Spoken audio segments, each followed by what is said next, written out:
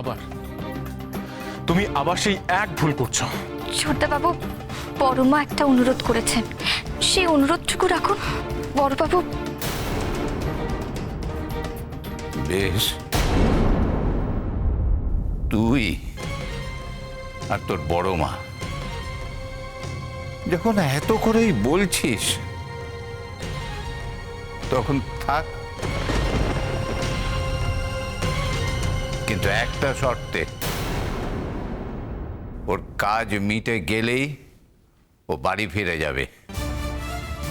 ওই দুদিনের বেশি এক মুহূর্ত আমি ওকে এই বাড়ি থাকতে দেব না। বাবা বড়, তুই আর আপত্তি করিস না। দেবী এই বাড়িতে থাকবে, তবে শুধুমাত্র কাজের জন্য।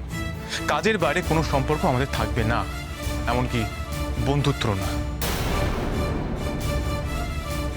সেটা যেন মাথায় থাকে। জবা, এসো।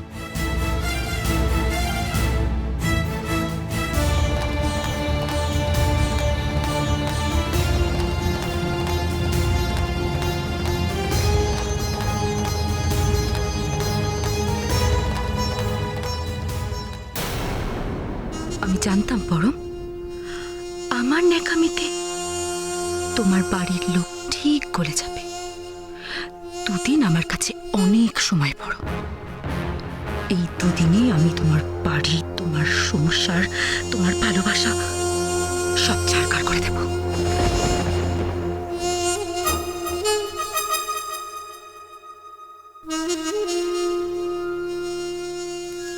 বারে বাহ, অজীবই হলো। হ্যাঁ, আমরা কেস খেলাম, আমরা এখানেই দাঁড়িয়ে রইলাম, আর ও মেয়ে ড্যাং ডেঙিয়ে সুটকেস নিয়ে চলে গেল নিজের ঘরে। তুই এখনো এত কিছুর পরও এখানেই দাঁড়িয়ে আছিস, আর তুই এখানেই থাকবি। মেয়েটা যদি চলে যেত না, আমাদের আরো অনেক বড় ক্ষতি হয়ে যেত। কাঁটা দিয়ে কাঁটা তোলা কাকে বলে তুই বুঝিস না? না, একটা সুযোগ এসেছে বালক, হাতছাড়া করা যাবে না। আর এতগুলো টাকা ফুসকে গেলে। রুকো রুকো রুকো রুকো রুকো, এত কিছুর পরেও তুমি আবার ও ডেবির সাথে হাত মেলাবে, ওর সাথে প্ল্যান বানাবে? আর কি হবে বলো তো এরপর ধরা পড়লে? পরম, আমাদের সাদের দেওয়ার, আমাদের দুজনের হাতে ও সুটকেস ধরিয়ে বলবে যাও বাপের বাড়ি চলে যাও। আর দেখলে তো আজকে মা বাবাও কেমন তেড়ে এলো আমাদের দিকে। পুরো अजीबই একটা অবতার দেখলাম। হ্যাঁ মায়ের, বলে কিনা বেরিয়ে যাও। আর वो ময়ূর দেখলে, দেখলে ময়ূরী কি বললো?